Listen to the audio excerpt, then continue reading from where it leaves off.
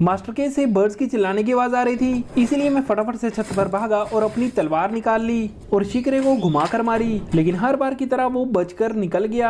हमारी सभी बर्ड्स फिर से काफी डर गए हैं। उसके बाद मैं नीचे चला गया, लेकिन कुछ देर बाद एक और शिकरा आ गया। ये वाले शिकरे की शक्ल पहले वाले से थोड़ी अलग है, लगता है ये उसका चाचा है, लेकिन मैं भी अपनी तलवार के साथ तैयार हूँ और मौका मिलते ही मैंने विकेट इसे जोर से घुमाकर मारी, लेकिन वो पहले ही उड़ गया। हमारे ये तीनों फिंच के बच्चे देखो काफी बड़े हो गए हैं और कैवी भी अपने नेस्ट के पास आराम से बैठा हुआ है।